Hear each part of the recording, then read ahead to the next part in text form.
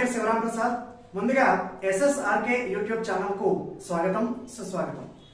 ఈ రోజు వీడియోలో మనం 4వ తరగతిలో ఉన్నటువంటి కవి పరిచయాలన్నింటినీ కూడా పరిశీలిద్దాం. మరి 4వ తరగతిలో మొట్టమొదటి పాఠం అయినటువంటి పాఠం గాంధీ మహాత్ముడు. మొట్టమొదటి పాఠం గాంధీ మహాత్ముడు అనేటువంటి ఆ పాఠాన్ని గురించి చూద్దాం. ఆ పాఠం యొక్క కవి పరిచయాన్ని కనుక పరిశీలించినట్లయితే కవి బసవరాజు అప్పారావు. బసవరాజు అప్పారావు బసవరాజు అప్పారావు గారు అనేటువంటి ఆయన ఈ గాంధీజీ అనేటువంటి గాంధీ మహాత్ముడు అనేటువంటి పాఠాన్ని రాయడం అనేది జరిగింది. మరి ఆయన యొక్క కాలాన్ని కనుక పరిశీలించినట్లయితే 13/12/1894 13/12/1894 నుంచి 10/6/1933 వరకు ఆయన యొక్క కాలం. మరి ఆయన కాలాన్ని కనుక సంక్షిప్తంగా చూసుకున్నట్టయితే 20వ శతాబ్దపు కవిగా మనం చెప్పుకోవచ్చు. మరి ఆయన యొక్క రచనలు కనుక మనం పరిశీలించినట్లయితే బసవరాజు అప్పారావు గారి యొక్క గేయాల సంపుటి, బసవరాజు అప్పారావు గేయాల సంపుటి అని ఒక చక్కటి గేయాల సంపుటిని రాయడం అనేది జరిగింది. ఇతర విషయాలు కనుక పరిశీలించినట్లయితే భావకవి, గీతకర్త, అలాగే జాతీయోద్యమ కాలంలో ఈయన గీతాలు ప్రజలను చాలా ప్రభావితం చేయడం అనేది జరిగింది. మరి అది బసవరాజు అప్పారావు గారి యొక్క కవి పరిచయం. తర్వాత ఉన్నటువంటి పాటను పరిశీలిద్దాం. మరి తర్వాత ఉన్నటువంటి పాఠాన్ని కనుక పరిశీలించినట్టయితే తేనెల తేటల మాటలతో, తేనెల తేటల మాటలతో మన దేశమాతనే కొలిచెదమా అనేటువంటి చక్కటి పాట. తేనెల తేటల మాటలతో. మరి దీనిని కనుక పరిశీలించినట్టయితే ఈ తేనెల తేటల మాటలతో అనేటువంటి పాఠాన్ని రచించినటువంటి కవి ఇంద్రగంటి శ్రీకాంత శర్మ. ఇంద్రగంటి శ్రీకాంత శర్మ అనేటువంటి ఆయన ఈ తేనెల తేటల మాటలతో అనేటువంటి ఆ చక్కటి పాటను రాయడం అనేది జరిగింది. మరి ఆయన యొక్క కళాన్ని కనుక పరిశీలించినట్లయితే 29/5/1944 29/5/1904 నుంచి 25/7/2019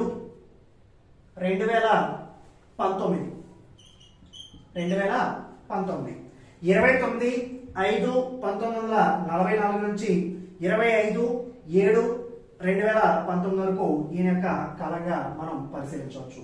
ఆయన యొక్క కాలాన్ని కనుక పరిశీలించుకున్నట్లయితే 20వ శతాబ్దపు కవిగా మనం చెప్పుకోవచ్చు. మరి ఆయన యొక్క రచనలు కనుక పరిశీలించినట్లయితే అనుభూతి గీతాలు అనేటువంటి కవితా సంపుటిని ఆయన రాయడం అనేది జరిగింది. అనుభూతి గీతాలు. ఈయన యొక్క గీతాలన్నింటినీ కూడా చక్కగా అనుభూతి చెందేటువంటి గీతాలు, ఆయన రాసినటువంటి గీతాలు చక్కగా అనుభూతి చెందుతూ పాడుకునేటువంటి అలా చక్కటి పాటలు రాయడం అనేది జరిగింది. మరి ఆయన యొక్క ఇతర విషయాలు కనుక పరిశీలించినట్లయితే తెలుగులో అనుభూతి కవిత్వానికి ప్రతినిధి ఈయన, అలాగే లలిత గీతకర్త, అలాగే ఆకాశవాణిలో పనిచేసినటువంటి కవి ఈయన, అలాగే కవి, కథకులు, అలాగే విమర్శకులు కూడా అని మనం చెప్పుకోవచ్చు. ఆయనే ఈ ఇంద్రగంటి శ్రీకాంత శర్మ గారు. ఆ తర్వాత ఉన్నటువంటి కవిని చూద్దాం. మరి ఆ తర్వాత ఉన్నటువంటి కవిని కనుక పరిశీలించినట్లయితే ఆ పాట చూడగంటి అనేటువంటి చక్కటి పాట. చూడగంటి అనే చక్కటి ఒక పాటను రాయడం అనేది జరిగింది. ఈ చూడగంటి అనేటువంటి పాటను రచించినటువంటి కవి తాళ్లపాక అన్నమయ్య లేదా అన్నమాచార్యులు. తాళ్లపాక అన్నమాచార్యులు గారు ఈ చూడగంటి అనేటువంటి పాటను రాయడం అనేది జరిగింది. మరి ఈయన యొక్క బిరుదు చూసుకున్నట్లయితే పదకవిత పితామహులు. ఈ పదకవిత పితామహులుగా ఈ అన్నమాచార్యులను చెప్పుకోవచ్చును.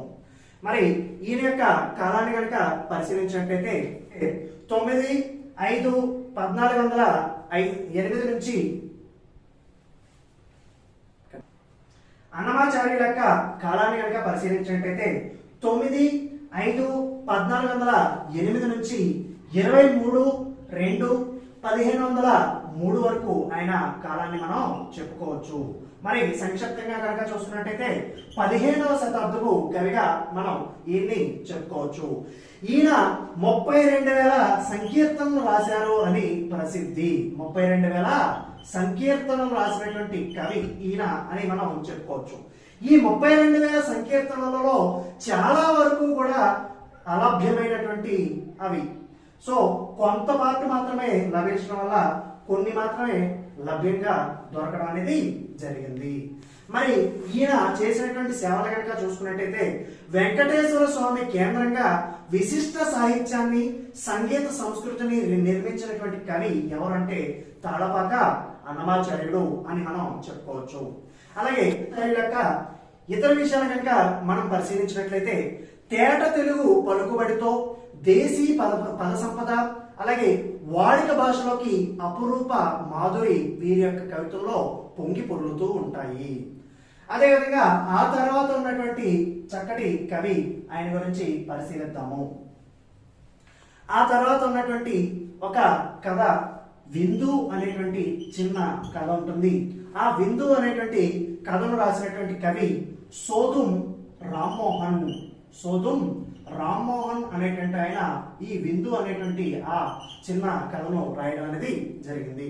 ఆయన యొక్క కాలాన్ని కనుక మనం పరిశీలించినట్లయితే 2/3/1939 2/3/1939 నుంచి 12/11/2008 వరకు ఆయన యొక్క కాలాన్ని మనం చెప్పుకోవచ్చు. సంక్షిప్తంగా కనుక చూసుకున్నట్టయితే 20వ శతాబ్దపు కవిగా ఈయన్ను మనం చెప్పుకోవచ్చు. ఈయన మనకు చేసినటువంటి సేవలు కనుక చూసినట్టయితే పత్రికా రచయిత, అలాగే పలు రచనలు, అలాగే అనువాదాలు కూడా చేసినటువంటి కవి ఈ సోదుం రామ్మోహన్ గారు. ఇంకా ఈయన నిఘంటు నిర్మాణం కూడా చేయడం అనేది జరిగింది. అలాగే 2 దశాబ్దాల పాటు విశాలాంధ్రలోను, అలాగే 1 దశాబ్దం పాటు ఉదయం అనేటువంటి పత్రికల్లో ఆయన పనిచేయడం అనేది జరిగింది. అలాగే ఆ తర్వాత వచ్చేటువంటి కవిని పరిశీలిద్దాము. మరి ఆ తర్వాత ఉన్నటువంటి కవిని కనుక మనం పరిశీలించినట్లయితే దేశమును ప్రేమించుమన్నా అనేటువంటి ఒక చక్కటి గేయం ఉంటుంది. దేశమును ప్రేమించుమన్నా అనేటువంటి ఒక చక్కటి గేయం. ఆ గేయాన్ని రాసినటువంటి కవి గురజాడ వెంకట అప్పారావు గారు. మరి ఈ గురజాడ అప్పారావు గారి యొక్క విషయం కనుక మనం పరిశీలించినట్టయితే ఆయన యొక్క కాలం 29/9/1862 29/9/1862 నుంచి 30/11/1915 వరకు ఈయన యొక్క కాలంగా మనం చెప్పుకోవచ్చు. మరి ఈయన్ని సంక్షిప్తంగా కనుక చూసుకున్నట్టయితే 20వ శతాబ్దపు కవి. 19వ శతాబ్దం. ఈయన యొక్క కాలాన్ని కనుక మనం సంక్షిప్తంగా చూసినట్టయితే 19వ శతాబ్దంగా మనం చెప్పుకోవచ్చును. అలాగే ఈయన యొక్క రచనలు కనుక చూసుకున్నట్లయితే కన్యాశుల్కం అనేటువంటి వీరి యొక్క రచన అనేది ఆధునిక తెలుగు సాహిత్యంలో అత్యంత విశిష్టమైనటువంటి రచన. కన్యాశుల్కము అనేటువంటి ఒక చక్కటి రచన. అలాగే ఈయన యొక్క రచనలు చాలా వరకు తెలుగులో చాలా ప్రసిద్ధి చెందినటువంటి రచనలు ఉంటాయి. దిద్దుబాటు, కన్యక, పూర్ణమ్మ అనేటువంటి రచనలు ఈయన చేయడం అనేది జరిగింది. ఈయన కవి, యుగకర్త, కథకులు, అలాగే నాటకకర్త, చరిత్రకారులు. మరి ఈయన యొక్క ఇతర విషయాలు కనుక మనం పరిశీలించినట్టయితే ఆధునిక తెలుగు కవిత్వానికి, సాహిత్యానికి మార్గదర్శకులుగా చెప్పదగినటువంటి వ్యక్తి ఈ గురజాడ అప్పారావు గారుగా మనం చెప్పుకోవచ్చు. అలాగే తెలుగు సాహిత్యంలో వాడుక భాషను ప్రవేశపెట్టి చిరస్మరణీయమైనటువంటి రచనలు చేసినటువంటి ఆ కవి గురజాడ వెంకట అప్పారావుగా మనం చెప్పుకోవచ్చు.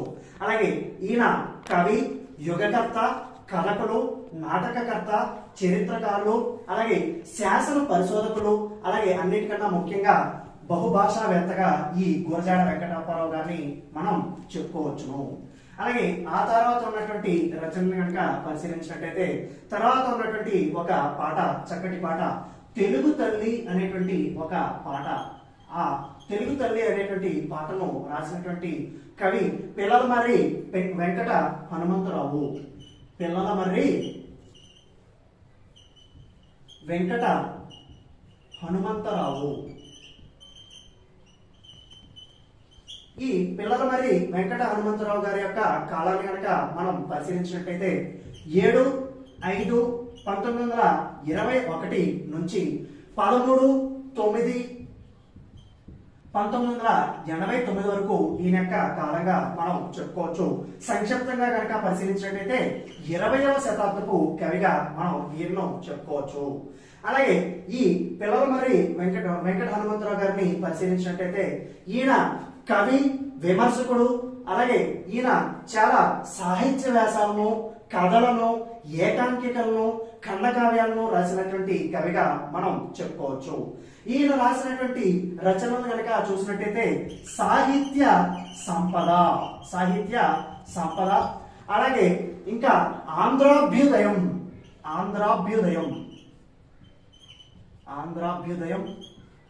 అలాగే మరొక రచన కాపు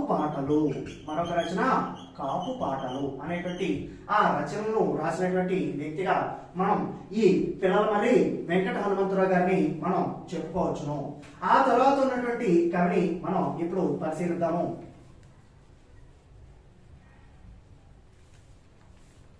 ఆ తర్వాత ఉన్నటువంటి ఒక కథ కందిరీగ కిటుకు అనేటువంటి కథ. కందిరీగ కిటుకు అనేటువంటి ఒక చక్కటి కథను మనకు పరిచయం చేసినటువంటి కవి డాక్టర్ రావూరి భరద్వాజ గారు.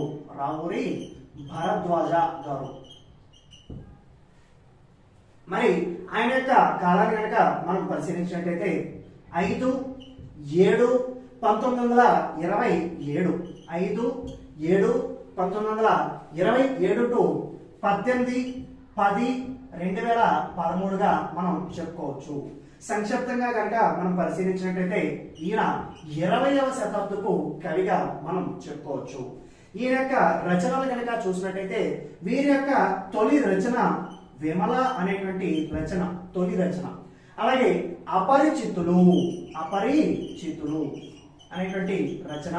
అలాగే ఇంకా కథాసాగరము అనేటువంటి రచన. కథాసాగరము అనేటువంటి 37 కథా సంపుటాలు రాయడం అనేది జరిగింది. అలాగే ఇంకా ఉడుతమ్మ ఉపదేశము.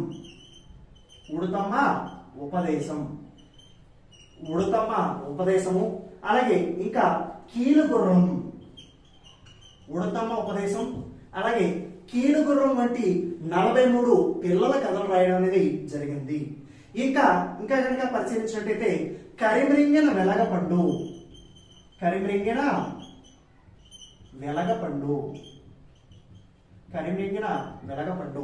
అలాగే ఇంకా జలప్రళయం వంటి 17 నవలను రాయడం అనేది జరిగింది. వీరి యొక్క పాకుడు రాళ్ళు, ఇది చాలా ఇంపార్టెంట్ అండి. పాకుడు రాళ్ళు అనేటువంటి ఆ రచనకు జ్ఞానపీఠ పురస్కారం పొందడం అనేది జరిగింది.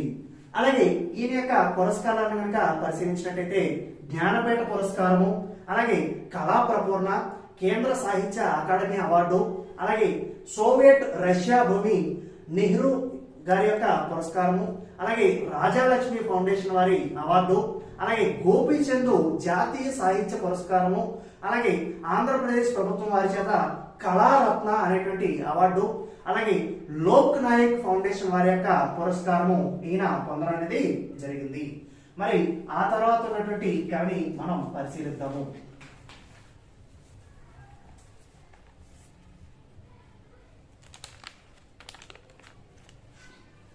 తర్వాత ఉన్నటువంటి ఆ పాఠము పరివర్తన అనేటువంటి ఒక చక్కటి కథను ఇవ్వడం అనేది జరిగింది. పరివర్తన అనేటువంటి పాఠం. ఈ పరివర్తన అనేటువంటి పాఠాన్ని రాసినటువంటి కవులు ఇద్దరు జంట కవులు అనే వాళ్ళు ఉంటారు. వాళ్ళనే వెంకట పార్వతీశ కవులు అని చెప్పి అంటారు. వెంకట పార్వతీశ కవులు. మరి వీరు ఇద్దరు కాబట్టి ఆ ఇద్దరిని కనుక మనం పరిశీలించినట్లయితే మొదటి వ్యక్తి బాలాంత్రపు వెంకట్రావు. బాలాంత్రపు వెంకట్రావు. అలాగే రెండవ వ్యక్తిని కనుక మనం పరిశీలించినట్లయితే ఓలేటి పార్వతీశం. ఓలేటి పార్వతీశం. మరి వీళ్ళని కనుక ఒకసారి పరిశీలించినట్లయితే ఈయన యొక్క జననం అనేది 1882, మరణం 1955. ఈయన యొక్క తల్లిదండ్రులు కనుక మనం పరిశీలించినట్లయితే సూరమ్మ వెంకట నరసింహం. సూరమ్మ వెంకట నరసింహం. అలాగే ఈయన యొక్క జన్మస్థలం కనుక మనం పరిశీలించినట్లయితే తూర్పుగోదావరి జిల్లాలో మల్లాము అనేటువంటి గ్రామం. మల్లాము అనేటువంటి గ్రామం. అలాగే రెండవ కవిని కనుక మనం పరిశీలించినట్లయితే ఈయన యొక్క కాలం ఓలేటి పార్వతీశం గారి యొక్క కాలం 1880. 1880 జననం. అలాగే మరణం కనుక మనం పరిశీలించినట్లయితే 1970. ఈయన యొక్క తల్లిదండ్రులు కనుక మనం పరిశీలించినట్లయితే తల్లి వెంకమ్మ, తండ్రి అచ్యుతరామయ్య. తల్లి వెంకమ్మ, తండ్రి అచ్యుతరామయ్య అనేటువంటి వారు వాళ్ళ యొక్క తల్లిదండ్రులు. వీరి యొక్క జన్మస్థలం కనుక మనం పరిశీలించినట్లయితే తూర్పుగోదావరి జిల్లాలో పిఠాపురం అనేటువంటి గ్రామం. తూర్పుగోదావరి జిల్లాలో పిఠాపురం అనేటువంటి గ్రామం ఈయన యొక్క జన్మస్థలంగా మనం చెప్పుకోవచ్చు. అలాగే ఆ తర్వాత ఉన్నటువంటి కవిని పరిశీలిద్దాము.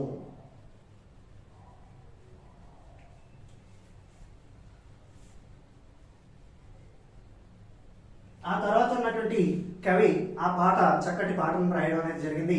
పడవ నడపబోయి పూల పడవ నడపబోయి అనేటువంటి చక్కటి పాటను రాయడం అనేది జరిగింది. పడవ నడపబోయి అనేటువంటి పాట, చక్కటి పాట. మరి ఈ పడవ నడపబోయి అనేటువంటి ఆ పాటను రాసినటువంటి కవి వింజమూరి శివరామారావు. వింజమూరి శివరామారావు గారు ఈ పడవ నడపోయి అనేటువంటి పాఠాన్ని రాయడం అనేది జరిగింది. ఆయన యొక్క జననం కనుక పరిశీలించినట్లయితే 1908, మరణం కనుక పరిశీలించినట్లయితే 1982. మరి ఈయన యొక్క జన్మస్థలం కనుక మనం పరిశీలించినట్లయితే తూర్పుగోదావరి జిల్లా పిఠాపురం దగ్గర చంద్రంపాలెం అనేటువంటి గ్రామం. తూర్పుగోదావరి జిల్లా పిఠాపురం దగ్గరలో ఉన్నటువంటి చంద్రంపాలెం అనేటువంటి గ్రామం ఈ వింజమూరి శివరామారావు గారి యొక్క జన్మస్థలం. ఈయన యొక్క రచనలు కనుక మనం పరిశీలించినట్లయితే గోర్కీ కథలు. గోర్కీ కథలు. అలాగే మరొక రచన ఉంటుందండి, అది కల్పవల్లి. గోర్కీ కథలు అలాగే కల్పవల్లి అనేటువంటి రచనలను ఈయన చేయడం అనేది జరిగింది. ఈయన యొక్క బిరుదులు కనుక పరిశీలించినట్లయితే కళాప్రపూర్ణ. కళాప్రపూర్ణ అనేటువంటి బిరుదును పొందడం అనేది జరిగింది. ఇతర విషయాలు కనుక పరిశీలించినట్లయితే ఈయన ప్రముఖ కవి అలాగే రచయిత, ఆకాశవాణిలో పనిచేసినటువంటి కవి ఈ వింజమూరి శివరామారావు గారు.